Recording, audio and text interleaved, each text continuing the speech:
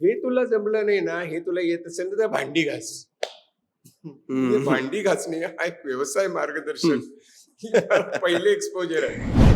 मराठीत उत्तम शब्द आहे. ते माझं श्रेयस आहे आणि ते माझं प्रेयस आहे. ते करण्यावर माझं प्रेम आहे आणि ते करण्यात मला व्हॅल्यू आहे. मी करताना मला असं वाटतं की माझं ह्याच्यात प्रतिबिंब आहे आणि ते प्रतिबिंब मला आवडतं तसं आहे. मला वाटतं की काही करावंसं न वाटलं कदाचित आपलं एक पॉज असतो आणि असा पॉज घ्यायला काही हरकत नाहीये. Pause is a very powerful, it's a pregnant pause मी म्हणतो त्याला, की तुम्ही mind is a chatter box.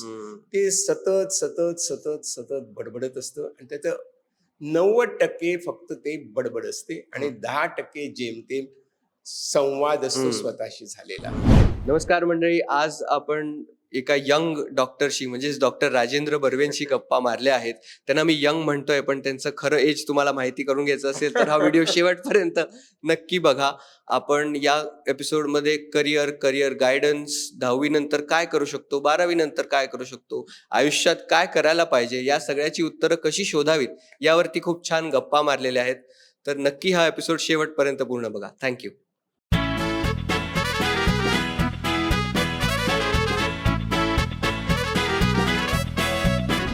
नमस्कार मंडळी, MHAMTB गप्पा या आपल्या लाडक्या मराठी पॉडकास्ट शो मध्ये मी उमंग काळे तुम्हा सगळ्यांचं हार्दिक स्वागत करतो. उन्हाळा सुरू आहे, 10वी 12वीच्या परीक्षा होऊन बराच वेळ झालेला आहे. आज CBSEचा 12वीचा रिझल्ट देखील लागलेला आहे आणि आता हळूहळू 10वीचे 12वीचे वेगवेगळ्या बोर्डांचे रिझल्ट लागतील. मग आता या 10वी परीक्षेनंतर करायचं काय, मी माझ्या आयुष्यात पुढे काय करावं, असे प्रश्न अनेक मुलांना पडले असतील. त्यानंतर आपण जातो करिअर काउन्सिलरकडे. करिअर काउन्सिलर सांगतात म्हणून एखादी गोष्ट करायची का, आपली आवड आहे, आपल्यात ती कला आहे, आपल्याला त्यात अजून शिकून घेऊन त्यात काय नाव कमवायचं आहे, यासाठी काही गोष्टी करायच्यात. या सगळ्याच प्रश्नांची उत्तरं आपल्याला सापडत नाहीत. पण त्या प्रश्नांकडे एका वेगळ्या दृष्टीने पाहण्यासाठी आज आपण डॉक्टर राजेंद्र बर्वे यांच्याशी गप्पा मारणार आहोत. डॉक्टर राजेंद्र बर्वे हे तरुण मनोविकार तज्ज्ञ आहेत. खरं तर मला ज्येष्ठ म्हणायचं होतं, पण ते इतके तरुण आहेत की ते खूपच तरुण वाटतात. आणि त्यांनी मानसशास्त्रावर, मनोविकारावर आणि मानसशास्त्राशी रिलेटेड इतर गोष्टींवर, सायकॉलॉजी, फिलॉसॉफी या गोष्टींवर तब्बल 35 पुस्तकं लिहिलेली आहेत, प्रकाशित केलेली आहेत. तर स्वागत आहे तुमचं सर. नमस्कार. नमस्कार. तर सुरुवातीचाच प्रश्न की 10वी नंतर मी काय करू? मी थोडं मागे जातो. पूर्वी असं होतं की एक तर इंजिनिअरिंग करा, नाहीतर डॉक्टर व्हा. पण आज इतक्या स्ट्रीम्स अवेलेबल असताना तो साधारण सिझलरचं प्लॅटर असल्यासारखं अवेलेबल आहेत गोष्टी करण्यासाठी, पण त्या केल्या पाहिजेत. तर काय काय करू शकतो? मी म्हटलं तेवढं थोडं मागे जातो. हो. मी या गोष्टीची मला आठवण येते की मला वोकेशनल गायडन्स कोणी दिला. मजेशीर गोष्ट आहे. आम्ही शाळेत शिकत असताना आम्हाला गणिताचे शिक्षक होते. तर गणितात मी जरा थोडा मार्क मिळायचे, पण कच्चा होतो, त्यामुळे असं जरा चांगले मार्क मिळाले बरं का असं. पण ते वर्गातल्या मुलांना असे 25 पैकी 12 मार्क किंवा 13 मार्क द्यायचे. मला नवल वाटायचं की 12-13 का मार्क देतात ते. कारण म्हणायचं की हे असं ज्याला 12 मार्क मिळाले असेल त्याचं पेपर फेकायचं. तुझे 12 वाजले, तुझे 3-13 वाजले.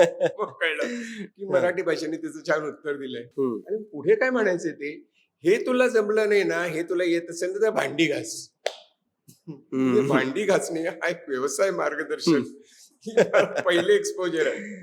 नंतर मला एकदा मी गुरुजींना विचारलं की मी जर घरची भांडी घासली तर काय बिघडलं, आणि मला त्याचे माझ्या आईने आणखी कोणी पैसे दिले तर काय बिघडलं, कुठे काय त्याच्यामध्ये काय वाईट काय, तर त्याचं उत्तर म्हणजे एक थप्पड मिळाली. सिन्सिअर गुरुजी होते त्यांचं. असं माझ्या मनात त्यांच्याविषयी राग नाही, पण this was the state of matter then. जुनी गोष्ट झाली. त्याच्यानंतर मग आपण थोडे इव्हॉल्व्ह झालो. आताच तू म्हणालास की करिअर काउन्सिलर येतात, तर माझं ऑब्जेक्शन आहे या शब्दाला. Career course counsellors. ओके. म्हणजे कोणता कोर्स मी निवडावा येस असं ते सांगत असतात. तर याच्याकरता आपल्याला तू म्हणालास ते बरोबर आहे की आपण आपला आतला आवाज किंवा आपले प्रेफरन्सेस काय ते आपल्याला कळावं लागतं. तर तुझ्याकडे एक छोटा एक्सरसाइज मी करून घेतो. तयार आहेस? चालेल. एक 2 मिनिटं लागतील. हो. तुझ्याकडे कागद पे हो. तुझ्या त्या मोकळ्या जागेवर Yes. एक तुझी सही कर. उजव्या हाताने लिहितोस? उजव्या. हो. ठीक आहे. तुझी सही कर.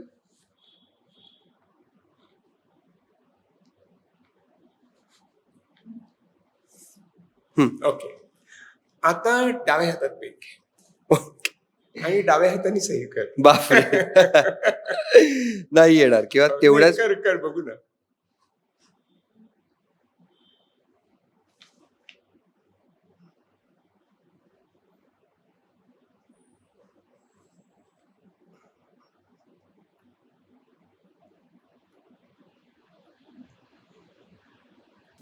बापरे. बराच वेळ लागला ना. हो. दाखव लोकांना. हे बघा. हा आमचा उमंग. आता याच्यात काय हे तुझ्याकडनं काय एक्सरसाइज करून घेतलं मी. छोटेच आहे हे. पण यातनं आपल्याला एक गोष्ट लक्षात येते की आपण सही करतो ही तुझी सही जर आपण सेकंद मोजले असते तर पहिली तुझी सहज सहज झाली सही. पटकन केलीस, काही विचार करावा लागला नाही. त्या सहीमध्ये स्वतःचे एक डौलदारपणा असतो. ते आपल्या हाताला रोळलेली असते आणि आपण ती खाली अशी एक लाईन करतो, डॉट देतो आणि आपली काहीतरी पर्सनॅलिटी त्यातनं व्यक्त होत असते. खूप लोक म्हणतात ग्राफॉलॉजी. दुसऱ्या सहीला तुला खूप वेळ लागला. तुझं पहिलं वाक्य होतं जमणार नाही. नंतर तू केलीस आणि तू असं I could see that you are tense आणि तू ते करत होतास. फायनली ती झाली. बरोबर आहे. आणि या 2 सहीमध्ये खूप फरक आहे. तर आपण ना आयुष्यभर हे शोधत असतो की मला आतून काय करावं असं वाटतंय, कोणती सहजोद्गार माझा आहे, आतला आवाज, त्याचा उद्गार कसा निघतो. तो सहज उद्गार माझ्या सहीत आलेला असतो कारण तो माझा प्रिफर्ड हँड आहे आणि डावा हात माझा प्रिफर्ड हँड नाहीये. कदाचित परिस्थितीवशात आपल्याला जर त्याच हाताचा वापर करावा लागला तर आपण हळूहळू त्याच्यात कौशल्य मिळवू शकतो. असं नाही की डाव्या हाताची सही आपण टाकाऊच मानू. पण जे उत्स्फूर्तपणे येतं ते आपल्या उजव्या हाताने येतं. डावखुऱ्या लोकांना उत्स्फूर्तपणे डाव्या हाताने येतं. आपल्याकडे खूप असं होतं, त्याचं सव्यापसव्य होतं, तिचे जाणवं बदलतात की डाव्या हाताने लिहिणाऱ्या माणसाला, मुलाला, तरुण मुलाला, छोट्या मुलाला हाणून मारून उजव्या हाताने लिहायला लावायचं. कारण आपल्याकडे डावा हात अशुभ पवित्र, उजवा हात चांगला असं म्हणतोय. आपली समजूत करून घेतली. कहने का मतलब क्या? कहने का मतलब हा की आपलं जे सहजपणे येतं, उमटतं आपल्या मनात, ते शोधता आलं पाहिजे. जर आपल्याला जे नसेल आणि आपल्याला करावं लागत असेल तर कष्टाने ते साध्य होतं, पण आपला वेळ जातो त्याच्यामध्ये. तर आपण करिअरचा विचार करत असताना ना मी पालकांकडनंही सही करून घेतो आणि त्यांना सांगतो की तुमच्या मुलाला जर तुमच्या आयडियाज तुमच्या डोक्याला लादल्यात ना त्याला डाव्या हाताने सही करायला सांगताय. त्याला कदाचित डावखोर असेल तर डाव्या हाताने करू दे त्याला. पण तुमच्या आयडियाज आणि तुमचे विचार हे तुमच्या काळाला सुसंगत होते. आता काळ बदललाय आणि काळ कसा बदललाय हे तुमच्यापेक्षा पुढच्या पिढीला अधिक चांगलं कळतं. कारण ते त्या कुरुक्षेत्रामध्ये ते उभे असतात ना, त्यांना माहिती असतं काय करतायत ते. आणि ते हे पण ऐकत असतात की बाबा संध्याकाळी घरी येतात तेव्हा कंटाळलेले असतात, वैतागलेले असतात. अर्धा पाऊण तास ते बॉस असा आहे तसा आहे असंच बोलत असतात. मग ते म्हणतात याचं काय होणार, त्याचं काय होणार, हे कमिशन आलं का, पे कमिशन आलं का, माहित नाही, हे वाढेल ते वाढेल. मित्रमंडळी त्यांची आली की तेच बोलत असतात. मला हे करायचं नाहीये. मला अशा प्रकारचं करिअर करायची नाही की जी करिअर मला आनंद देत नाही आणि घरी आल्यानंतर मी त्याच्याबद्दल फक्त वैताग व्यक्त करतो. असे रोल मॉडेल जर मुलांपुढे असतील तर कसं चालेल. म्हणून तरुणपणाचं हे रहस्य आहे की ते शोधत असतात आणि सापडल्यानंतर त्यांचं पूर्ण समाधान होतच असं नाही ना. नवीन नवीन शोध घेत राहणं. आपण अगदी माने म्हणतो की सातत्याने नवीन शोधलं पाहिजे, पण जरा जरी बदल झाला तरी आपल्याला ते नकोसं वाटतं. हा आपला आजचा प्रश्न आहे आणि या बाबतीत तरुण पिढी अधिक सजगपणे समजदारीने वागते आहे. त्यांच्यात दोष नाही तसं नाहीये. त्यांच्यामध्ये पण असं एक आहे, माझे मित्र करतात, त्यांना जर विचारले तू हे का करतोस, मेरे दोस्त करते म्हणून मी हे करतोय. करेक्ट. पण मला असं वाटतं की प्रत्येकाने करिअर निवडताना बघा, आपले शब्द दोन महत्वाचे आहेत, एक कोर्स आणि करिअर. कोर्स म्हणजे तो सायन्स, आर्ट्स, कॉमर्स बरोबर. म्हणजे ते असेंब्ली लाईन्स आहेत, त्याच्यावरती आपल्याला ठेवलं की तो मागे पुढे खाली पडत वरती येत, परत परत त्या ढकलत ढकलत तो पुढे जातो. मग सगळी लाईन लागलेली असते, मग हे करा, मग ते करा, मग ते करा वगैरे. ज्यांना त्याच्यात रस असेल तर मला काय त्याचं नाही, आपलं काय त्याची ऑब्जेक्शन असू शकत नाही. इफ यू थिंक, तुम्हाला असं वाटत असेल की मी असेंब्लीवर असलं खूप सेफ असतं, करेक्ट. ऑफकोर्स सिक्युरिटी आहे, सेफ्टी आहे, तुम्हाला ते हवी आहे आयुष्यात, तर तुम्हाला मिळाल्यानंतर मग त्याच्यात आनंदी राहा. करेक्ट. मग कटकट नाही करायची डोक्याला. You chose it. You have chosen it. तुम्ही मग हा असंच वागतो आणि तसंच वागतो, इथे सगळं मला आता मी स्टॅग्नेशन झालंय वगैरे. पण स्टॅग्नेशन झालं असेल तर तुम्ही बाहेर पडा, तुमची चूक झाली आता दुरुस्त करा. करेक्ट. मुळात आपण जेव्हा म्हणतो कोर्स आणि करिअर या वेगळ्या गोष्टी आहेत, तर course is something that has come from an education system. Correct. And career is something which has to be seen in the long run. It's your life. It's आपल्या आयुष्याचा मार्ग किंवा आयुष्याचा काय म्हणता येईल, प्लॅन ऑफ ऍक्शन, याला career म्हणता येईल. पण कारण हा मलाही प्रश्न पडायचा की करिअर हा शब्द काय आहे, तो आला कुठून, आणि तो कोणीतरी म्हणतं तू करिअर कर, म्हणून मी का करिअर करू. मराठीत उत्तम शब्द आहे, ते माझं श्रेयस आहे आणि ते माझं प्रेयस आहे. ते करण्यावर माझं प्रेम आहे आणि ते करण्यात मला व्हॅल्यू आहे. करताना मला असं वाटतं की माझं ह्याच्यात प्रतिबिंब आहे आणि ते प्रतिबिंब मला आवडतं तसं आहे, आणि माझं मेकअप करून लावलेलं प्रतिबिंब नाही, माझं खरं प्रतिबिंब आहे, बिन मुखवट्याचं आहे. त्यामुळे मला त्यातनं आनंद मिळतो आणि मला त्यातनं आनंद मिळतो आणि मी ते आनंदाने करत राहू शकतो. कदाचित हे बदलेल सुद्धा ना. डेफिनेटली. मजदार में कोणी म्हणतात की घोडे बदलायचे, बदलू शकतात. तुमच्यात तेवढी धमक पाहिजे, करिअर पाहिजे, रडत बसायचं नाही. करिअरचं आपण अगदी मुलांना जरी मी मुलांची गप्पा मारता विचारतो की करिअरला काय लागेल रे तुला, काय हवं असतं, थोडी थोडी उत्तरं देतात. मग ते चांगलं मग ते सांगायला लागतात की आपण सिन्सिअर पाहिजे, आपलं कम्युनिकेशन चांगलं पाहिजे, आपल्याकडे लिडरशिप पाहिजे, आपल्या लोकांना पुढे घेऊन जायची आपली कपॅसिटी असली पाहिजे, ती स्किल्स तुम्ही डेव्हलप केलेली असली पाहिजेत, आणि तुम्हाला टॉप पर्यंत पोहोचायची तुमची इच्छा असली पाहिजे. आता या गोष्टी आहेत ना, ह्याच्यामध्ये कुठे आला अकॅडमिक कोर्स नाही आला, तो तिकडे नेणारा मार्ग आहे, तो नेणारा सेफ, सिक्युअर, समाज मान्य मार्ग आहे. त्या मार्गाने तुम्ही जरूर चाला, पण तुमची करिअर तुम्ही निवडा, तो चॉईस आहे, कॉन्शियसली निवडा, विचारपूर्वक निवडा, आणि ते निवडल्यानंतर तो आपला आहे आणि मला त्याच्यात माझं मन रमणार आहे असं तुम्ही समजू नका. आहे आणि त्याच्यात तुम्ही झोकून द्या स्वतःला, मग sky is the limit for you. हे मी उमंग खूप स्वानुभवानं बोलतोय. नक्कीच. तुम्हाला कधी असं, म्हणजे आता मला ना लोक म्हणतात अरे हा पत्रकार आहे, पण मी जेव्हा सांगतो लोकांना की लोक मला म्हणतात की हा पत्रकार आहे, मी स्वतःला मानत नाही. कारण मला असं वाटतंय कुठेतरी की कुठल्याही एका शब्दाच्या आयडेंटिटीला मला जोडून घ्यायचं नाहीये.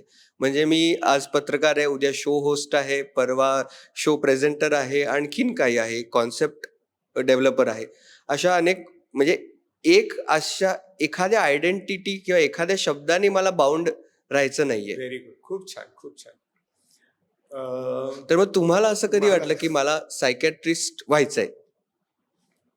विज्ञानाची 4 आर्य सत्य आणि त्यांनी त्यातनं मार्ग काढला. दुःख हे अभावितपणे, नकळतपणे उद्भवतं, जीवनाचा भाग आहे, आणि त्यातनं आपण बाहेर पडण्याचा मार्ग त्यांनी दाखवला. तसं मग आपण म्हणूया की मला ते सत्य सापडलं स्वतःविषयीचं. म्हणजे अशी गोष्ट आहे की मी त्याला मेडिसिन करत होतो 2 वर्ष मी त्याचा अभ्यास केला होता. मी कदाचित आज कार्डिओलॉजिस्ट म्हणून आलो असतो कदाचित तिकडे. पण मी ते काम करत असताना मी काही कामानिमित्त किंवा काही कारणामुळे मी सायकॅट्रीमध्ये अभ्यास करायला सुरुवात केली, रेसिडेंट डॉक्टर म्हणून. 78-79 मध्ये आज सायकॅट्रिस्ट म्हटलं की लोक म्हणतात अच्छा असं तरी म्हणतात, असं करायचं. त्यावेळेला मी मेडिसिन मधली खूप चकचकीत करिअर सोडून या विषयाकडे वळलो. म्हणजे म्हणायचं तर मराठीत खरं तर वेड्यांचा डॉक्टर वेड्यांचा डॉक्टर, असं. वेड्यांचा डॉक्टर, अगदी ऍब्सोल्युटली वेड्यांचा डॉक्टर असा कोर्स मी का निवडावा. तर मला असं वाटलं की इथे माझा म्हणजे मला आतून हुंकार असा आला की, आणि तेव्हाच आला म्हणजे जेव्हा फक्त एक्सरे आणि कार्डिओग्राम दोनच गोष्टी होत्या, त्याच्यावर तिकडे बघायचं आणि ट्रीटमेंट लिहायची असं होतं. म्हणजे ते सुद्धा चांगले डॉक्टर्स होते, एक्सलेंट डॉक्टर्स, मला त्यांच्याशी काही म्हणणं नाही. पण मला असं वाटलं की माझा माणसाशी संपर्क तुटतोय ना, मी कोणाकडे बघू, त्याच्याशी बोलू का बघून काहीतरी देऊ, असं मला वाटलं. आणि मला वाटलं की माझं मन कुठे धाव घेत आहे, तर जिथे माणसाचा संवाद आहे, माणसांशी संवाद आहे, माणसांशी बोलणं आहे, त्यांचं ऐकणं आहे आणि त्यांना त्यांच्या बरोबर असणं आहे, हे ज्या विषयात आहे त्या विषयात मला माझं करिअर करायचंय. मग थोडा भांडण झगडा बिगडा केला, पण फायनली मला सायकॅट्रीमध्ये प्रवेश मिळाला. आणि ते आतापर्यंत इतक्या 40-42 वर्ष प्रॅक्टिस करतोय मी, एकही क्षण असा आला नाही की अरे क्या कर दिया यार, मैंने गलत कर दिया, असं कधीच नाही वाटलेलं. त्याच्या आधी तुम्ही म्हणजे 4 वर्ष MBS होऊन डॉक्टर झालात. एमबीबीएस इंटर्नशिप, नंतर MD ची admission, I have gone through all the works. पण फायनली मी इकडे I found my self psychiatry. आणि मग मला खूप आनंद मिळाला. त्याच्यात मी खूप चांगली प्रगती केली. मी आता ती एवढी सगळी पुस्तकं मग माझ्या लक्षात आलं की गरज आहे. मग लोकविज्ञान चळवळ होती, त्याच्या मी पार्ट होतो. लोकांच्या मध्ये गैरसमज दूर व्हावे, मनोविकाराविषयी, त्याच्यामध्ये फक्त वेडेपणाच असतो असं नाही, की मोठं दुःख असू शकतं, निराशा असू शकते, चिंता असू शकते, बायपोलॅरिटी आहे, अल्कोहॉल सारखे डिसऑर्डर्स आहेत. तर त्याच्याकरता लोक जागृती व्हायला पाहिजे. तर त्याच्याकरता आपण काम केलं पाहिजे. मग तेही काम करायला सुरुवात केली. एका मुंबईतल्या अनेक छोट्या छोट्या वस्त्यामध्ये, झोपडपट्टीमध्ये जाऊन केलं, अजूनही करत असतो वेगळ्या प्रकारे. तर मला असं वाटलं की हे दिस इज माय लाईफ. आणि मग मी चांगल्या प्रकारे ते करत राहिलो. लोकांना मी बहुतेक आवडत असावं असं मला वाटतंय. तुम्ही कार्डिओलॉजिस्ट नसला झालात, हार्टची नाही तर हार्ट ब्रेकची दुखणी घेऊन लोक तुमच्याकडे येतच असतील. इतके ब्रेकअप्स येतात की काय, म्हणजे मुलांचे असे खाल्ल्या पिल्ल्या ब्रेकअप होत असतात. त्यामुळे मी तर सांगतो की बाबा.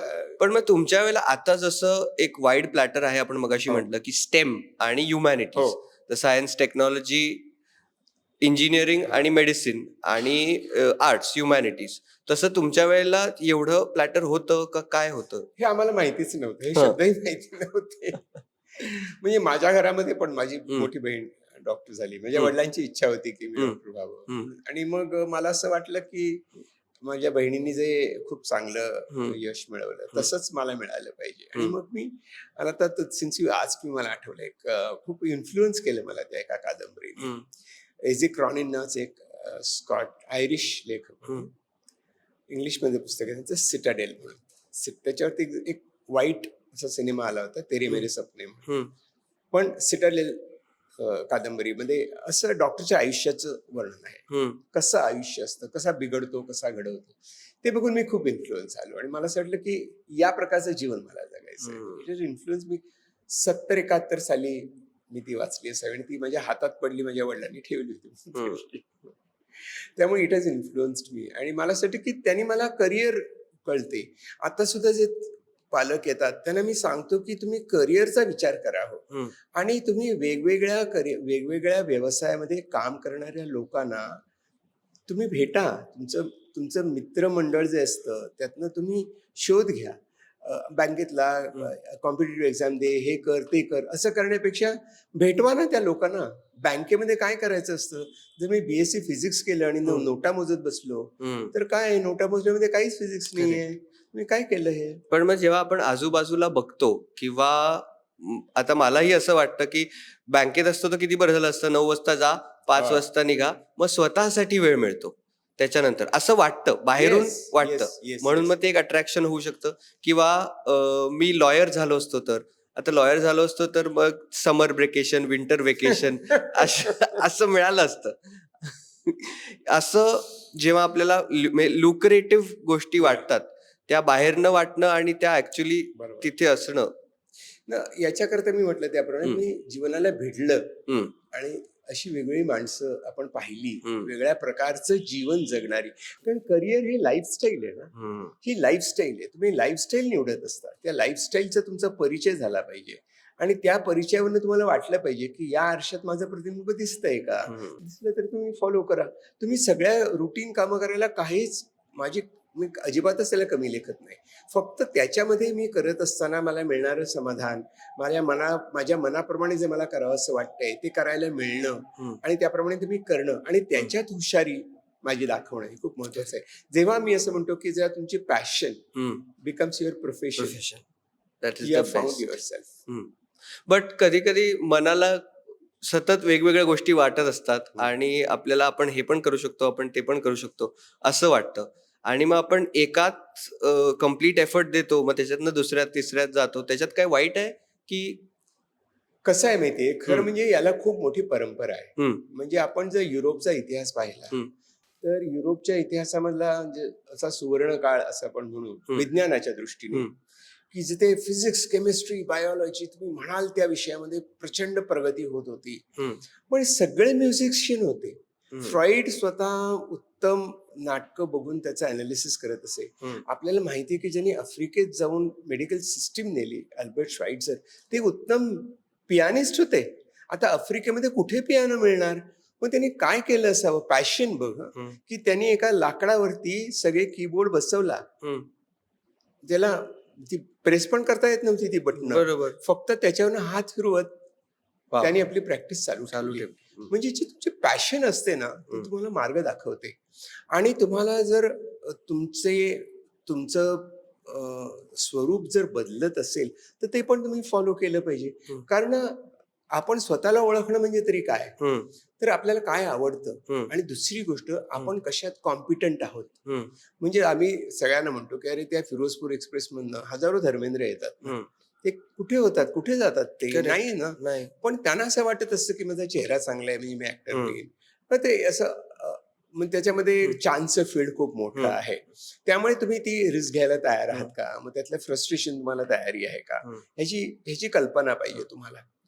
आणि तुम्हाला तुमचा कोअर कॉम्पिटन्स कळला पाहिजे. म्हणजे मी आता सुद्धा विचार केला की मी सायकॅट्रीमध्ये काम केलं किंवा आणखी नंतर मी ह्युमन रिसोर्स डेव्हलपमेंटचं पुष्कळ ट्रेनिंग केलं. मी IIT मध्ये शिकवतो, पण वेलिंगकरमध्ये पण मी शिकवत असे. मॅनेजमेंटमध्ये खूप कोर्सेस केले, वेगळ्या प्रकारची मॅनेजमेंट सिस्टीम शिकलो. जपानी स्कॉलरशिप मिळून मी जपानला गेलो आणि तिकडे त्यांच्या सिस्टीम शिकलो.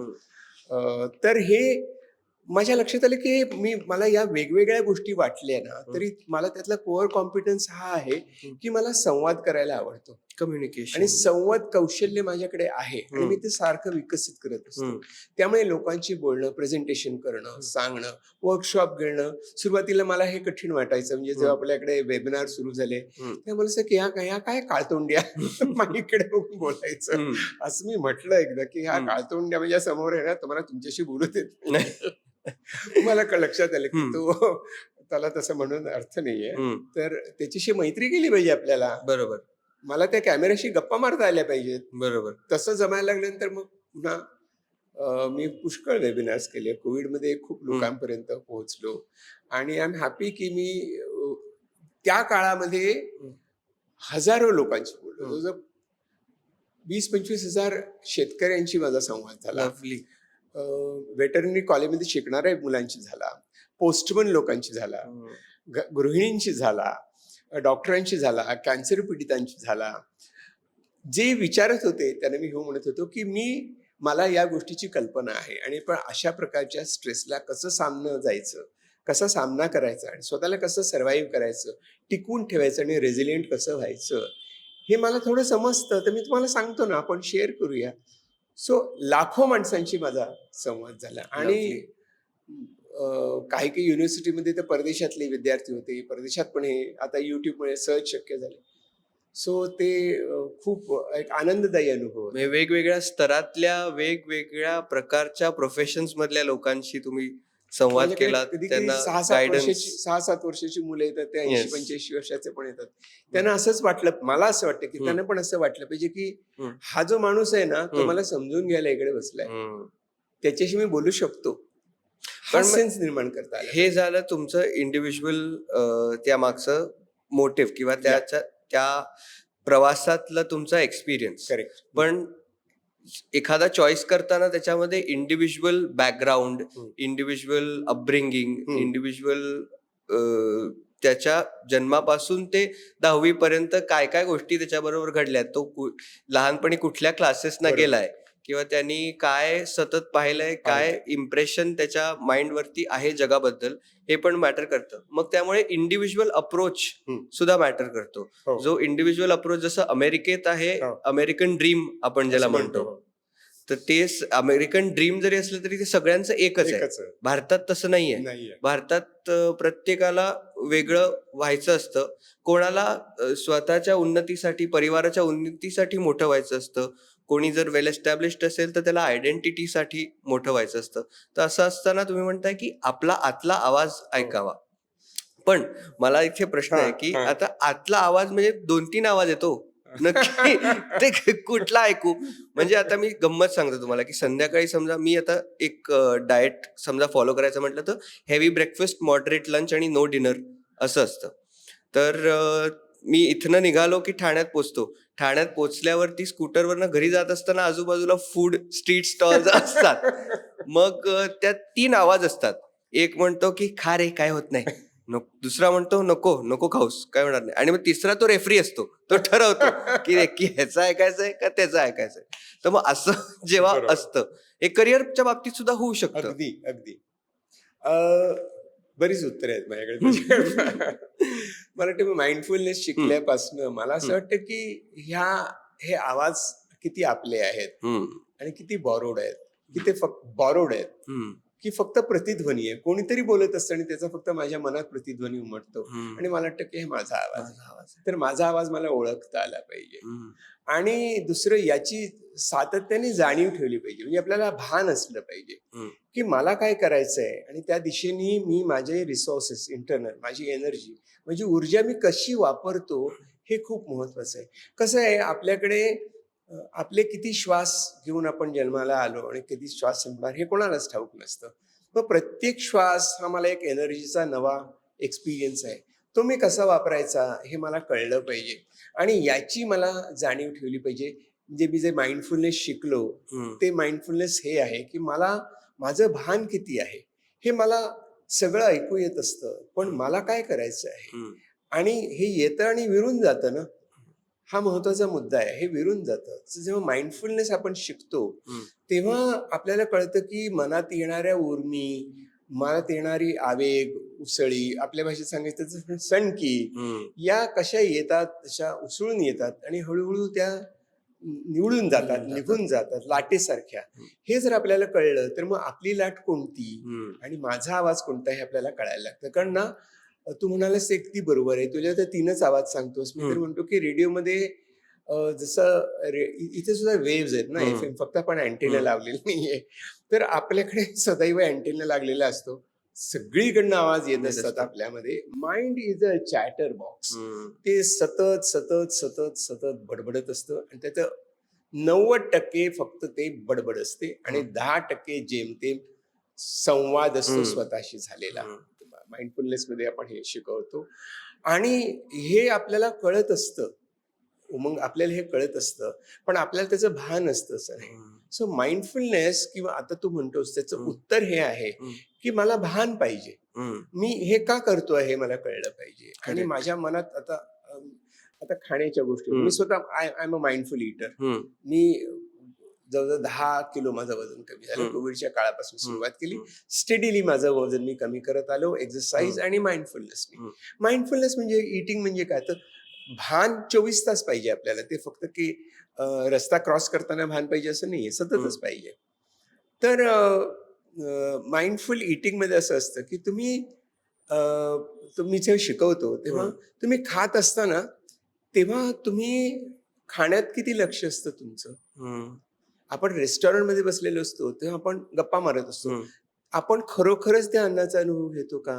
आपल्याला म्हणतं की आपली पंचेंद्रिय आहेत आणि आपलं भारतीय जेवण तर इतकं त्या पंचेंद्रियांवरती आहे की त्याचा स्पर्श आहे, त्याचं गरम असतं जेवण, ते आपण हाताने जेवतो, गंध त्याला रंग आहे. असतो, ताटामध्ये सगळ्या गोष्टी वाढलेल्या असतात, सगळे रंग असतात त्याच्यामध्ये, त्याचा फ्लेवर असतो, आपण बोलत असतो, आपण आधी देवाचं नाव घेतो किंवा काहीतरी आपण करत असतो. तर ते आपण ठेवतो. आणि जेव्हा मी माइंडफुल इटिंग शिकवतो, त्यांना मी एकच छोटंसं बिस्किट, एखादं बिस्किट त्यांना हळूहळू खायला सांगतो. अगदी हळू खा, आपल्याला अजिबात घाई नाही, बिस्किट संपणार नाही, भरपूर आहेत मार्केटमध्ये उपलब्ध आणि आपल्याकडे पण भरपूर वेळ आहे. मग त्यांना एक बिस्किट खायला आपल्याला लेस दॅन 1 मिनिट लागतं. 30 सेकंडमध्ये आपण अख्खं पण तोंडात टाकू शकतो. त्यांना जवळजवळ 5 मिनिटं लागतात, कारण ते हळूहळू खातात. मग त्यांना कळतं की प्रत्येक बाईटची संवेदना वेगळी असते आणि ते आपल्या मनामध्ये क्रिस्पी वाटणारी गोष्ट, क्रिस्पी वाटणारी भजी, विशेष करून वेफर्स, हा क्रिस्पीनेस मग किती काळ टिकतो आपल्या तोंडामध्ये? 4 सेकंद. कारण तोंडात लाळ असते, तोंडात क्रिस्पी गोष्ट गेली की ती लगेचच त्याचा लोळागोळा होतो आणि तो आपल्याला गिळून टाकावा लागतो. पण जिभेला आवड असते क्रिस्पी गोष्टींची, त्यामुळे एक वेफर तोंडात गेल्यानंतर आपोआप हात खाली जाऊन दुसरा घेत असतो. म्हणजे माझी जीभ खाते ना, माझं मन खात नाहीये. तर माइंडफुल इटिंग मध्ये तुम्हाला हे कळतं आणि तुम्हाला हे पण कळतं की मी काही वेस्ट नाही करणार आणि ज्याने मला हे दिलं त्याच्याशी मी ऋणाईत आहे, मी कृतज्ञ आहे, मला माझ्या मनात ग्रॅटिट्यूड आहे. कोणी केलं असेल हे, कोणी कुठच्या तरी पंजाब मधल्या कुठच्या तरी गव्हाच्या शेतात कोणीतरी केलं असेल, काय करत असेल माणूस, ते कसं आलं, कोणीतरी आलं घाम गाळून ते पॅक केलं, कुठच्या तरी एखाद्या टेम्पो आलं, त्या छोट्याशा दुकानामधून विकत घेतलं. इतक्या लोकांचे श्रम त्याच्यात, प्रवास करून, इतका प्रवास करून, त्याची मला जाणीव आहे का? मी ते त्या ग्रेटफुलनेसने खातो का? असं झालं ना की हे भान आहे, मी काय करतो याचं भान आहे. आणि ते भान आलं की मग मी माझ्या त्या तात्कालिक क्षणामध्ये हरवून जात नाही. त्यात एक तर म्हणजे आपण म्हणतो कार्यकारण भाव, की जसं म्हटलं consciousness about what your doing and Y your doing it. जसं तुम्ही म्हटलात की हे भान आहे, पण ते भान जर ते येऊन जाऊन असेल तर काय करायचं? बघ, असं आहे की आपल्या कार चालवण्याचं लायसन्स मिळतं, मोटरसायकल चालवण्याचं लायसन्स मिळतं. डज इट मीन आपण ते भानावर चालून ते वाहन चालवतो? माझ्याकडे सरकारने दिलेलं लायसन्स आहे, म्हणजे तुला इतपत ज्ञान आहे मोटरसायकल चालवण्याचं, कार चालवण्याचं. पण याचा अर्थ असा होतो का की तू मोटरसायकल, कार चालवताना, आणखीन काही करत असताना तुझं भान आहे, तुझं लक्ष आहे त्याच्याकडे? 1 सेकंद पण लक्ष विचलित होऊन चालत नाही.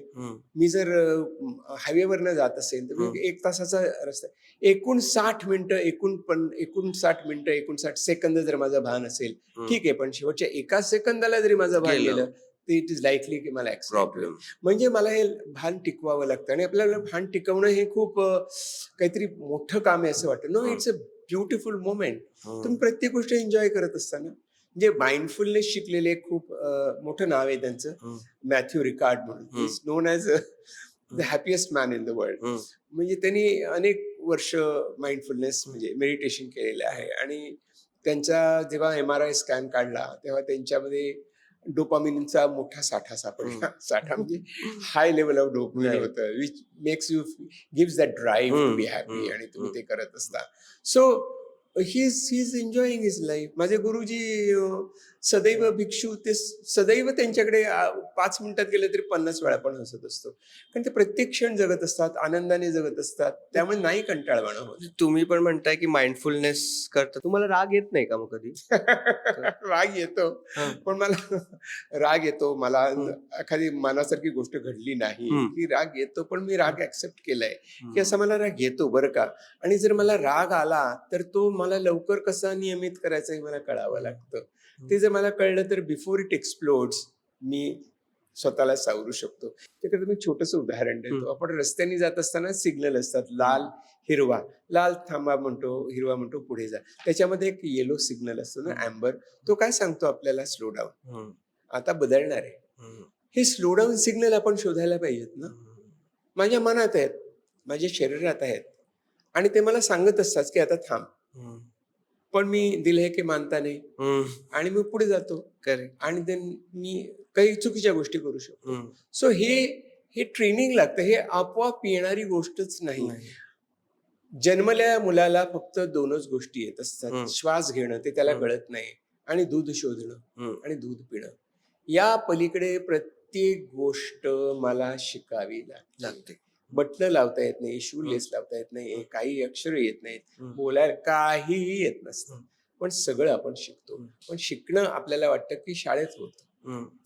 ते मोठा अंधविश्वास आहे. करेक्ट. आता मला 2 प्रश्न आहेत. आधी एक प्रश्न सुचला होता तो विचारून घेतो ओके. की म्हणजे जसं आपण म्हणतो भान ठेवतो ड्रायव्हिंग करताना वगैरे, तर मी हा स्टँडअप मध्ये जोक ऐकला होता किंवा कुठेतरी कॉन्टेंट मध्ये वाचलं होतं की आपण बेसिनवरती जेव्हा हात धुत असतो तेव्हा आपण आपले हात धुवत असतो की ते हातच एकमेकांना धुवून घेत असतात. कसं आहे की हात धुवून घेत असतात आणि का आपण धुत असतो हे खूप छान आहे. याला मी काय म्हणतो माहितीये, याला आपण बॉडी लर्निंग म्हणतो. म्हणजे मला माझे हात धुतल्याचं भान असतं, पण हात धुणे ही जी प्रोसेस आहे ना त्याला आपण प्रोसिजरल लर्निंग म्हणतो. म्हणजे मला हात धुणं महत्वाचं आहे हे मला कळलंय, पण मी हात धुवीनच असं नाही. कदाचित 2 कारण, म्हणजे हात धुवायचं कसं मला कळत नाही किंवा हात धुण्याची मी प्रॅक्टिस केलेली नाही. म्हणजे आपल्याला मगाशी म्हटलं त्याप्रमाणे आपण शिकत असताना 2 लर्निंग आहेत ना. एक म्हणजे कॉग्निटिव्ह लर्निंग, म्हणजे आपल्या एखाद्या गोष्टीची माहिती मिळते, आणि दुसरं म्हणजे प्रोसिजरल लर्निंग, इव्हेंट लर्निंग असते. एखाद्या घटनेच्या आपल्याला सगळ्या गोष्टी आठवतात. पण प्रोसिजरल लर्निंग म्हणजे अगदी साधी गोष्ट. नवीन तरुण मुलगी मुलगा पोळ्याला टाले शिकतात, पण ते नाही येत ना तुम्हाला. तुमची ती पोळपाटाला चिकटते कणिक, तुम्हाला किती पीठ घ्यायचं कळत नाही, लाटणं वाकडं तिकडं होतं, काही येऊ शकतं. ते तुम्ही पटापट करायला लागता. What is that? That is muscle learning. म्हणजे माझे हात पोळ्या करत असतात, चपात्या भाजत असतात, पण मन आणखीन दुसरं काम करू शकत असतात. म्हणजे हे आपण जितकं त्याच्यात स्किल्ड होऊ तितकं ते तुम्हाला चांगलं जमायला लागतं. पण तुम्हाला रोजच्या पोळ्या करता येतील, पण तुझ्या आईला पुरणपोळ्या करायला सांगते म्हणजे की अरे मध्ये मध्ये डिस्टर्ब करू नकोस. म्हणजे मला त्या मसल लर्निंग वरती मी इथपर्यंत येतो, पण त्याच्या पुढे मला परत माझं मन अप्लाय करावं लागतं. त्यामुळे हे सतत आपल्याला याची जाणीव पाहिजे आणि हे आपल्याला शिकावं लागतं ना. म्हणजे हे शाळा नाही शिकवत आपल्याला, खरं म्हणजे कोणीच शिकवत नाही. आपण जर लक्षात घेतलं की हे शिकण्यासारखी गोष्ट आहे तर आपण शिकत जातो. तर ह्याच्यामध्ये पेरेंट्सचा पण रोल येतो खूप. आणि अजून एका स्टँडअप मध्येच मी एक ऐकलं होतं की त्याच्यात तो सांगत होता की कंडिशनिंग केलं गेलं. म्हणजे 7वी पासूनच सांगितलं गेलं की IITतल्या मुलांचं हे असं असतं बरं का. मग 10वीत जेव्हा त्याला विचारलं की तुला पुढे काय करायचंय, तर नॅचरलीच त्याचं हे होतं की पढवलेलं IIT लाच जायचं. रोट लर्निंग आपल्याकडे घोकून घेऊन ते प्रमाणे ओकायचं, अशी आपल्याला भोका. त्याच्यामध्ये असं होतं ते काही घोकणं शाळेत होतं, काही घोकणं घरी होतं. त्यामुळे हा गोंधळ मुलांचा होतो. त्याचे ऍडव्हान्टेज डिसएडव्हान्टेज पण मला दिसत आहेत. म्हणजे माझं म्हणणं आहे की एक किमान त्यांनी सिंगल पाथवे तरी डिसाईड करून दिलेला आहे. भले तो तुम्हाला आवडत असेल नसेल, पण तो दिलेला आहे. मग त्याच्यावरती चांगला आहे तो, चांगला नाहीये, अजिबातच नाहीये. ऍब्सोल्युटली. मी IIT असतो, शिकवतो, तर मला माहितीये की खूप हुशार मुलं आहेत. पण हुशार असले तरी, आता त्या निमित्ताने हा विषय निघाला तरी आपल्याकडे काय माहितीये, हे आपण जे सगळं बोललो ना आता, this is part of emotional intelligence. म्हणजे माझ्या भावना मला कळतात का, आणि मी खूप हुशार आहे म्हणजे माझ्या भावना मला ओळखता येतात का. कारण भावना ही आपल्याला लेबल करावी लागते ना. हा राग आहे, हे चिडचिड आहे, हे थोडासा मी इरिटेट झालेलो आहे, हा क्रोध आहे. आपल्याकडे जसे शब्द आहेत, संताप आहे, आणि या सगळ्या गोष्टींच्या छटा असतात आपल्या भावनांच्या. त्या मला ओळखता येत आहेत का, त्या मला लेबल करता येत आहेत का, मला आर्टिक्युलेट करता येत आहेत का, सांगता येत आहेत का, कम्युनिकेट करता येत आहेत का, आणि दुसऱ्याच्या ओळखता येत आहेत का.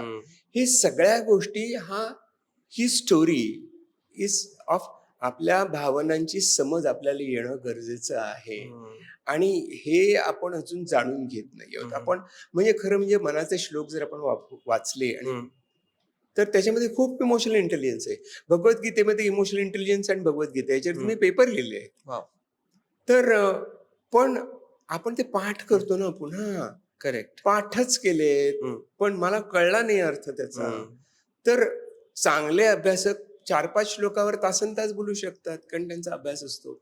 पाठ करणं चांगलं आहे, पण पाठांतराने जिभेला वळण लागतं, बुद्धीला लागत नाही. Coming back to seeding again, Okay. ये अब्बा नहीं मानेंगे फैक्टर का क्या करें? अब्बा नाही माने. आता जे अब्बा ऐकत असतील ना, ते माझा खूप राग करतील. मग ते मुलं बरोबर होतात. तर बाबा आपका टाइम हो गया, गया. मेरा टाइम आया है. अपना टाइम आएगा नहीं, मेरा आ गया है. त्यामुळे मला वाटतं की जेव्हा आपण करिअर काउन्सिलिंग करतो ना, तेव्हा मुलांचं करण्याच्या इतकंच आई वडिलांचं करणं गरजेचं असतं की त्याला मोकळेपणाने देऊ दे. आणि मला असं वाटतं की त्याची स्वतःची ओळख असते, ही मी काय करतोय, कसं करतोय, वेगवेगळ्या विषयात असते आणि ती तुमच्या विषयाशी डायरेक्टेड असते असं नाही, म्हणजे तुमच्या विषयातलीच असते असं नाही. तुम्ही पूर्णपणे वेगळ्या विषयात शिरता. आणि आता आपल्या नवीन जी टेक्नॉलॉजी येते त्यामध्ये खूप कॉन्व्हर्जन्स आहे. वेगवेगळ्या प्रकारच्या डिसिप्लिन्स मधनं माणसं एकत्र येऊन काम करू शकतात. तर माझ्या लक्षात आलं की आता इम्प्लांट आहेत, दाताची साधी अगदी उदाहरण दात, पण ते मेटल कोणतं असायला पाहिजे, ते किती इनर्ट असतं, ते किती शरीराला अजिबात त्रास न देता राहिलं पाहिजे. हा, दिस इज सायन्स आहे, केमिस्ट्री आहे, मेटॉलॉजी आहे, त्याचा डेंटिस्ट्रीशी संबंध नाही आहे, पण डेंटिस्ट बरोबर काम करत असतात ते. तर हा जो कॉन्व्हर्जन्स आहे ना, आता एआय मधनं आपल्याला त्या गोष्टीला आपोआप होईल तो, पण हा आपण शिकलो पाहिजे आणि आपण त्याचे अल्गोरिदम आपण लिहिले पाहिजे, आपल्या करता लिहायचे ते, आणि आपण आपले प्रश्न सोडवायचे, त्याकरता आपले प्रश्न काय आहेत हे पण कळलं पाहिजे. तर हे अब्बांना पण कळत नसतं आणि बब्बाला पण कळत नसतं. आता जेव्हा आपण कोर्स आणि करिअर बद्दल बोलतो, त्या कोर्समध्ये त्या सब्जेक्ट विषयी शिकवलं जातच. सो तुम्ही टेक्निकल स्किल्स म्हटले नाही म्हटले तरी त्यातनं डेव्हलप करता, पण त्याचबरोबर सॉफ्ट स्किल्स डेव्हलप करणं तितकंच महत्वाचं राहतं. सॉफ्ट स्किल्स म्हणजे आपण इमोशनल इंटेलिजन्स म्हणतो. सॉफ्ट स्किल्स म्हणजे तरी काय, तर संवाद हे त्यातलं मुख्य आहे. आणि संवादाच्या आधी मी कोण आहे, मी कसा आहे, मला काय म्हणायचंय, मला काय सांगायचंय, कशा प्रकारे व्यक्त व्हायचंय, ती माझी अभिव्यक्ती माझं रिप्रेझेंट करते का, की मी खूप रागावून लोक बोलत असतात त्यामुळे ते म्हणतो की अरे तू नाही बोलत आहेस, तुझा राग बोलतोय, तुझा राग बोलतोय, तू नाही बोलत आहेस. तुला कळलं पाहिजे की रागाला गप्प करायचं असतं आणि आपल्याला बोलायचं असतं. तर हे संवाद हे त्यातल्या सगळ्यात महत्वाची गोष्ट असते. आणि स्वतःला ओळखणं आणि दुसऱ्याशी बोलत असताना समजून घेऊन बोलणं, त्याच्या इच्छा, त्याचे विचार जे आपल्यापेक्षा वेगळे असतील, सारखे असतील, पण काय आहेत हे तर कळून घेऊया. आपल्याकडे संवाद म्हणजे बोलणं असं असतं, संवाद म्हणजे ऐकणं. आता मी तुला खूप ऐकवलंय, पण काहीच करावं असं न वाटणं हा फॅक्टर कुठे होतो. म्हणजे गंमत म्हणून तुम्हाला सांगतो सर, 4थी मध्ये असताना घरी पाहुणे आले होते आणि मला विचारलं की तुला मोठं होऊन काय व्हायचंय. तर तेव्हा आम्ही बिल्डिंग मध्ये राहत होतो, शेजारीच आमच्या एक हळबे काका म्हणून राहायचे, ते ऍडव्होकेट होते, ऍडव्होकेट म्हणून रिटायर झाले होते आणि ते घरीच असायचे. तर मला विचारलं तुला मोठे होऊन काय व्हायचं, तेव्हा मी म्हटलं तर मला हळबे काका व्हायचं. तर ते असं म्हणले की का, तर म्हणे काय नाही, सकाळी उठा, बासरी वाजवा, चहा प्या, फिरून या, घरी या, जेवा, परत काहीतरी पुस्तक वाचा, बासरी वाजवा, मित्रांना भेटा, संध्याकाळी या, चहा प्या, जेवण करा, झोपा. असं असं असं मला दिनचर्या हवी आहे. छान. तर ते काहीच करावं असं न वाटणं, हे मला असं वाटतं खूप करावंच वाटत होतं. म्हणजे ऍक्च्युली तू जसं जगायला हवाय तसंच तू जगतोय असं मला वाटतं. तुझ्यातच हळबे काका आहे. मला वाटतं की काही करावंसं न वाटलं, कदाचित आपला एक पॉज असतो आणि असा पॉज घ्यायला काही हरकत नाहीये. Pause is a very powerful, it's a pregnant pause मी म्हणतो त्याला, की तुम्ही विचार करत असता, दोन्ही बाजूनी विचार करत असता, तेव्हा थांबा ना जरा, अपनी दिल की सुनो. काय ते गाणं, जरा विसावा घाई या वळणावर, किंवा ते आमिर खानचं खूप छान गाणं आहे, फोन लगा अपने दिल को जरा, पूछ ले क्या है माजरा. अरे थांब ना, विचार ना, विसावा घे, स्वतःशी संवाद कर, स्वतःला ओळखून घे. ही वर्थ आहे गोष्ट. आणि आपल्याकडे तरी याचं, आपल्या भारतीय तत्वज्ञानामध्ये, भारतीय सायकॉलॉजीमध्ये तर स्वतःला आपण अंश मानतो की मी दिव्यत्वाचा अंश आहे, I am a manifestation of divinity, म्हणजे माझ्यातनं व्यक्त होणारी आहे. तर मग इतकी जर आपल्याकडे सामर्थ्य आहे, इतकं जर सामर्थ्य माझ्याकडे आहे की ज्याला आपण दिव्यत्व म्हणू शकतो, तर का आपण विसर पडायचा. पण कधी कधी थोडंसं आकाशात काळोख ढग येतात, मळब येतं, पाऊस पडतो, तसं आपल्या मनात होत असतं, ते आपल्याला हँडल करता आलं हम्म. पाहिजे. It's okay if you stop and give answers. आणि मग आपण त्यातनं आपल्याला मार्ग निघत असतो. आपण रस्ते बदलत असतो, क्रॉस सेक्शनवर येत असतो. त्यावेळेला आपण थोडा धीर धरायला पाहिजे. आपल्या कुटुंबाशी चांगला संवाद पाहिजे. तर मग आपण तो चांगल्या मार्गाने परत शोधू शकतो. आणि समाधान, मी करत असल्याचं मला समाधान मिळतं, मी करत असल्याचं मला आनंद मिळतो, जर्नीमध्ये मला आनंद असतो, हे जर मला कळलं तर मग लोक याला यशस्वी म्हणतात का अयशस्वी म्हणतात हे काय फरक पडतो? Doesn't matter at all. फक्त तुमच्या कुटुंबाला मग ते कळलं पाहिजे. येस. नाहीतर मग आपले जोडीदार आपल्याला ठणाणा करतात. कुटुंब ऐकताय ना? तर यापुढे जात असताना आपण या सगळ्या करिअर ऑप्शन्सचा विचार करतो. त्याच्यामध्ये आंतरप्रिनरशिप किंवा मला स्वतःचं काहीतरी करायचं आहे, याच्याकडे कसं पाहिलं पाहिजे? मला असं वाटतं ना की इंडिया इज भारत एक वंडरफुल देश आहे. वंडरफुल देश आहे. मी खूप जगात फिरलेलो आहे. वंडरफुल देश आहे. आपण जर थोडं जपानी लोकांसारखं करायला लागलो ना तर आपण खूप पुढे जाऊ. म्हणजे कसं आहे ना, ते त्यांच्याकडे खूप जुगाड आहे, खूप जुगाड करतात ते. पण तो जुगाड अत्यंत सिस्टमॅटिक असतो. म्हणजे इतका सिस्टमॅटिक असतो की तो खूप खोल करून विचार करून करून करून ते करत असतात. एक गंमत सांगतो.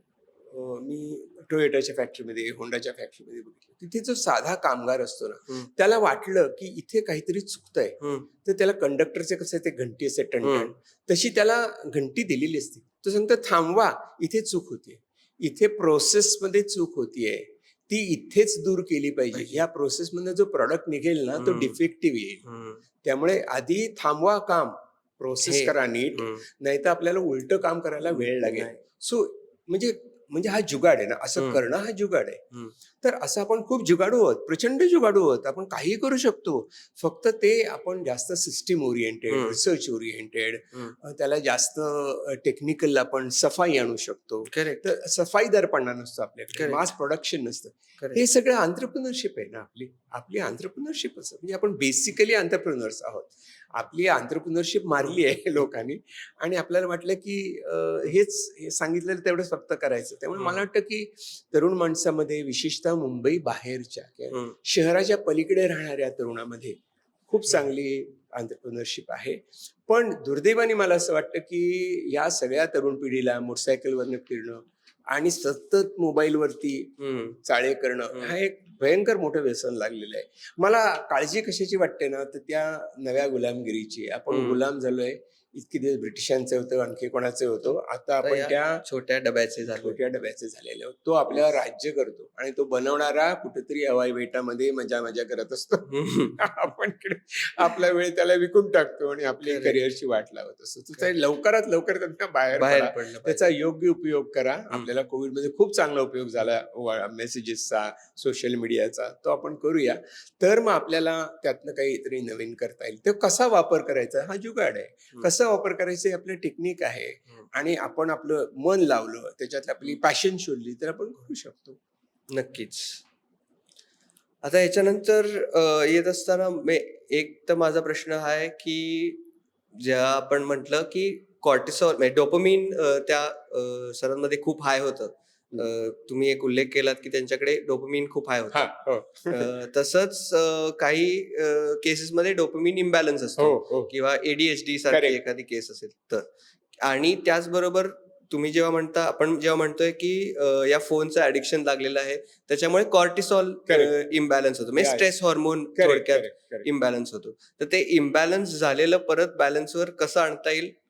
खूप चांगला प्रश्न आहे. कारण काय आहे की you are hitting the head of the nail असं. डोपामिनचं आपल्याला लक्षात, dopamine is a drive hormone basically. आपण जास्त का खेळतो? कारण प्रत्येक वेळेला तो पॉजवरती गेम जातो, थांबतो, तेव्हा आपल्याला पुढे काय याने ड्राईव्ह निर्माण होतो. आणि ही ड्राईव्ह इतकी स्ट्रॉंग असते की ते त्या डोपामिनला तुम्ही ऍडिक्ट होता. कारण तुम्हाला प्रत्येक वेळेला ते तुम्हाला वरती चढलेलं दिसतं आणि नंतर बॉडी बिकम्स टायर्ड, एक्झॉस्टेड की मी अजून मेरे पास डोपामिन नहीं है अभी, मेरे पास माँ है लेकिन डोपामिन नहीं है, असं आपण म्हणायला लागतो. तर ते जे आहे ना त्याच्यावरती आपल्याला म्हणजे हे डोपामिन स्टार्वेशन कसं करायचं, काय करायचं शिकलं पाहिजे. आणि तिथे पण परत माइंडफुलनेस येतो की आत्ता मी काय करतोय याचं नसतं ना भान. ते भानावर आलं तर आपण थांबू शकतो. तर ही सगळी गोष्ट मनोविकारामध्ये याचा चांगल्या प्रकारे अभ्यास होतोय. तो पण वाचत असतो. कसं आहे की आपल्या मेंदूचं कार्य कसं चालतं हे आपल्याला कळायला पाहिजे. मन हा मेंदूचा अवयव आहे. आणि जशी कॉम्प्युटरमध्ये सॉफ्टवेअर असतं, कॉम्प्युटरची एक ऑपरेटिंग सिस्टीम असते, तसं मन हे ऑपरेटिंग सिस्टीम आहे.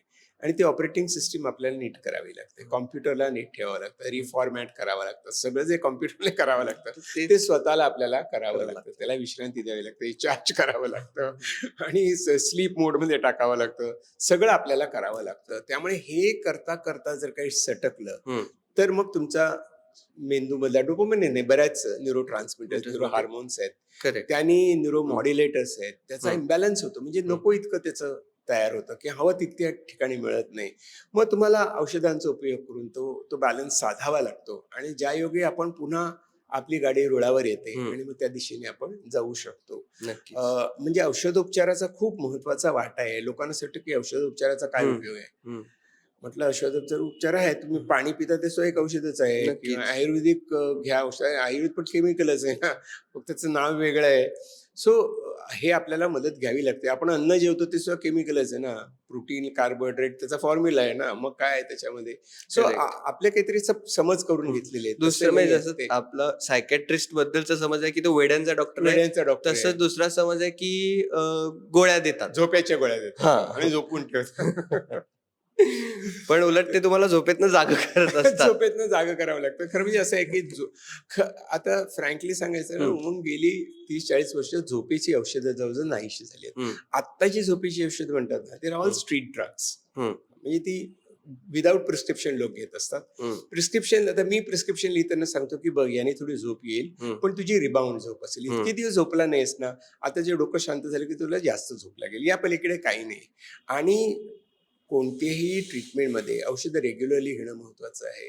जसं डायबिटीसला पण असंच म्हणतात, मी गोळ्या नाही घेणार, मी नुसतं डाएटवरती करतो. डॉक्टर सांगतो तसं नाहीये बाळा, तिन्ही गोष्टी लागतात. डाएट लागतं, एक्सरसाइज लागतं, औषधोपचार करावे लागतात. तिन्ही एकमेकांचा शत्रू नाही आहेत ते, बरोबर. ते 3 पायाचं स्टूल आहे, 2 पाया नाही उभं राहू शकत.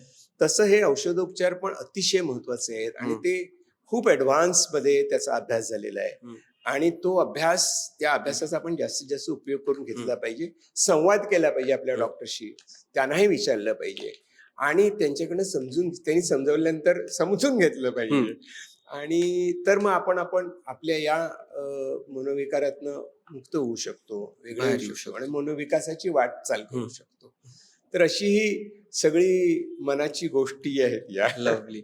शेवटचेच आता 2 प्रश्न. आपण खूप वेगवेगळ्या विषयांना हात घातला त्याच्यामध्ये. तर एक आता इंटरनेटवर आपण पाहिलं तर इमर्जिंग ट्रेंड किंवा ऍडव्हर्टाइजमेंट्स किंवा अचानक लोक वर्कशॉप्स घ्यायला लागलेत वेगवेगळ्या प्रकारचे. तर त्याच्यामध्ये एक लीडिंग ट्रेंड असा असतो की प्रोक्रॅस्टिनेशन किंवा चाल ढकल. Are you dealing with procrastination, are you this, are you that. आणि almost 7 out of 10 individuals are dealing with it असं दिसतंय. याचं मुख्य कारण असं आहे की there is really a procrastinating society. कारण काय, आपल्या पुढे ना खूप मोठे चॉईसेस आहेत. खरं म्हणजे जे मी नेहमी उदाहरण देतो की आम्ही लहान असताना फक्त दोन आईस्क्रीम होती, एक साधं व्हॅनिला आणि सगळे चॉकलेट. 2च चॉईस होते. म्हणजे खूप बाबा खुश असले तर चॉकलेट मिळायचं. आता दुसरी दुकानात जा, एवढी चॉईसेस असतात. आणि काय होतं माहितीये, चॉईस असलं की आपल्याला माहिती असतं तेच आपण करतो. आपली सायकॉलॉजी येते. पण प्रोक्रॅस्टिनेशन होण्याचं 2-3 मुख्य कारण आहेत. एक म्हणजे नको इतके चॉईसेस आहेत. म्हणजे आपण स्वतःला ओळखलं नसेल तर सगळंच आपल्याला अट्रॅक्टिव्ह वाटत असतं, ही एक गोष्ट आहे. दुसरी गोष्ट अशी आहे की त्याने आपलं मन कन्फ्यूज होऊन जातं, कारण आपल्याला सगळंच करावं असं वाटत असतं. त्याच्यामुळे आपण गोंधळून जातो. तिसरा महत्वाचा फॅक्टर हे आहे की खूप प्रेशर असतं. मी काय करावं असं लोकांना वाटतं आणि मला त्यांना सॅटिस्फाय करायचं असेल तर मी ते केलं पाहिजे असे, आणि मला ते करायला आवडतं की नाही आवडतं इतके प्रश्न या लोकांच्या समोर, तरुण माणसांच्या समोर, सगळ्या जगाच्याच पुढे आहेत की त्यामुळे प्रोक्रास्टिनेशन, काम ढकलणं, विचार करत राहणं, त्याच गोष्टीचा रवंथ करणं आणि त्या समाधान न मिळणं is an epidemic dear. Psychological मानसिक तणाव ही एपिडेमिक आहे. पण मग हे कुठेतरी भारतीय ऍटिट्यूड आहे, चलता है, यातनं आलेलं आहे का? नाही, चलता है असेल तर ते प्रोक्रॅस्टिनेट करणे, हे करणे काय यार, सोचणे काय असं नाहीये. पण आपल्याकडे सोचना पडता है असं आपण म्हणतो आणि मग आपण आणि त्यातला मुख्य अगदी मुद्दा त्यातला काय असतो माहिती की it is not just thinking. तर त्या विचारामुळे आपल्या मनाची चिंता निर्माण होते ना, त्याचा आपल्याला त्रास होत असतो. आणखीन एक खूप बेसिक मुद्दा आहे की आपल्याला विचार कसा करावा हे कोणीही शिकवत नाही. आपल्याला विचार देतात, यांचे विचार फॉलो करा, त्यांचे विचार फॉलो करा. हा काय म्हणतो, अरे पण तो कसा विचार त्यांनी केला, काय थॉट प्रोसेस काय होती, हे कोणी शिकवत नाही. त्यामुळे आपल्याला we have to take procrastination very seriously. म्हणून ते एवढे व्हिडिओज दिसतात, कारण हे सारखे लोक येऊन मला पण विचारत, सर त्या विचारात मी खूप अडकून जातो, मग काही होत नाही, वेळ गेलेला कळत नाही, काय करू. म्हणजे हा खरंच मोठा प्रॉब्लेम आहे आणि तो एपिडेमिक सारखा आहे. म्हणजे आमचे सर म्हणतात की क्रिएटिव्ह लोकांचा हा थोडासा प्रॉब्लेम असतो की विचार केला म्हणजे काम झालं असं वाटण्याचं एक एपिडेमिक आहे. दोन गोष्टी आहेत त्याच्यात. एक म्हणजे हा फालतू होणारं प्रोक्रॅस्टिनेशन आहे की त्यातनं फक्त चिंता निर्माण होते. पण जो क्रिएटिव्ह प्रोक्रॅस्टिनेटर असतो तो प्रोक्रॅस्टिनेटर नसतो, तो उत्तर शोधत असतो आणि ते उत्तर जॉईनिंग द डॉट्स मध्ये असतं. तुला ती प्रसिद्ध गोष्ट माहिती असेल केमिस्ट्री मधली, त्या केक्युलची गोष्ट आहे, ज्यांनी बेन्झिन रिंग शोधून काढली. Just sitting there. What was it doing? त्याची आई असती, त्याने म्हटलं अरे काय नुसतं आड्याकडे काय बघत बसलं. पण त्याला ते सुचलं, त्याला जी एक डुलकी लागली आणि त्यातनं त्याला ते सुचलं. सो अशी क्रिएटिव्हिटी करता पण ते इंट्रॉस्पेक्टिव्ह प्रोसेस असते, त्याला आपण इंट्रॉस्पेक्टिव्ह प्रोसेस म्हणतो की अंतर्मनाने केलेलं चिंतन असतं ते. आणि मग त्यातनं काहीतरी जॉईन करत असतो डॉट्स आणि मग आपल्याला जसं ते सुरुवातीला ही मशीन चालली ना, फॅक्स मशीन चालली, तर ती काय आली की एक टेलिफोन होता आणि एक झेरॉक्स. अरे can we not join this, आणि मग fax. So it's a breakthrough मिळतात आपल्याला गोष्टी. तसं हे करणारे इनोव्हेटर्स आहेत आणि असे इनोव्हेटर्स आपण मगाशी म्हटलं, त्यामुळे जुगाड इज ऑल्सो दॅट. तर एकातनं दुसऱ्यातनं तिसरं जॉईन करायचं आणि काहीतरी नवीन करायचं, इज ऑल्सो ग्रेट आयडिया. चांगलं व्यवस्थित विकसित केलं पाहिजे. पण मग हा मगाच्याच प्रॉब्लेमकडे पुन्हा येतो की करावंसं खूप वाटतं किंवा मला बरंच काय करायचं आहे, पण मी विचारच करत बसतो. तर मग असं वाटतं की आपण म्हणजे त्याच्याकरता एक प्रोसेस आहे, ती प्रोसेस मी त्याला जर्नलिंग म्हणतो. ओके. की तुला खूप काही करावं असं वाटतंय ना, खूप इच्छा आहेत ना, काय करावं असं वाटतंय, त्यातल्या काय अडचणी येऊ शकतील, तुझं काय व्हिजन आहे, तुला काय केलं असता तिकडे मी पोहोचू शकेन, असं जर तुला वाटत असेल ना, तर ते जर्नलिंग करायला सुरुवात कर. मी माझ्या घरी परवाच मी बघत होतो चालेल, मला माझ्या कितीतरी विजन बुक्स सापडल्या. अरेच्या हे कोणी लिहिले? अरे तूच लिहिलेस गाड्या. अरे वा, बरं लिहिलंय की. पण ते आपण डॉक्युमेंट केलं ना, ती खूप महत्वाची गोष्ट असते. कारण आपल्याला मोबाईलवर करू नका, ते मोबाईलवरती असं करायचं नाही. आपण जे लिहित असतो ना, ते आपला अख्खा मेंदू काम करत असतो आणि तो अॅक्युरेट शब्दात लिहायचं असतं. त्यामुळे तुम्ही खूप लिहा, खूप विचार तुमचे सगळे लिहून काढा, चिंता लिहून काढा, ज्या गोष्टीचा त्रास होतो तो नेमका एक्झॅक्टली कसला त्रास होतो ते लिहून काढा. 50% प्रश्न केवळ लिहून टाकल्यामुळे सुटतात, पण ते आजमा के देखो कसं आहे. I think it's one of the laws की a problem recognized is half solved. Yes, अगदी खरं आहे. पण मला प्रश्न पडलेला आहे, यांनीच आपल्याला टेन्शन. अरे पडला नाही पडतो ना, सगळ्यांना नक्की. अर्जुनाला नाही का प्रश्न पडला, त्यांनी दिलं उत्तर. टोटली. शेवटचाच जाता एक प्रश्न विचारतो की या सगळ्या गोष्टींमध्ये म्हणजे करिअर चॉईस करण्यापासून किंवा course selection, career selection, life pathway आपण ज्याला म्हणूया, की आयुष्यभर आपल्याला काय करायचंय याचा विचार करत असताना, हे सिलेक्ट करताना रेझिलियन्स खूप महत्वाचा असतो. तर तो रेझिलियन्स बिल्ड करण्यासाठी काय प्रॅक्टिकल अप्रोच घेता येईल? वेगळा पॉडकास्ट. थोडक्यात उत्तर देणं कठीण आहे, पण कसं आहे माहितीये की रेझिलियन्स प्रत्येक माणसामध्ये असतो असं आम्ही म्हणतो. याचं कारण असं की आपल्यात एक दाबल्यानंतर उसळण्याची आपल्यात एक क्षमता असते आणि ती उसळण्याची क्षमता पुन्हा नॉर्मलला येण्याची क्षमता प्रत्येक व्यक्तीमध्ये असते. फक्त ती आपल्याला किंडल करावी लागते, ती आपल्याला स्टिम्युलेट करावी लागते, त्याची प्रोसेस करावी लागते, ते शोधावं लागतं. तर त्या फिंक्स पक्षी जसा राखेतनं उडला तशी प्रत्येकामध्ये क्षमता असते. ती फक्त तुझ्यात क्षमता आहे आणि क्षमतेचा तुझ्या कपॅसिटीचा वापर कसा करायचा आहे, ती प्रोसेस कशी करायची हे शिकावं लागतं. सो प्रत्येक जण आणि रेझिलियन्स म्हणजे तर काय की तो आधीच्या पेक्षा अधिक चांगले होऊ शकतो आपण. It's just not coming back, it is becoming better than what you wear.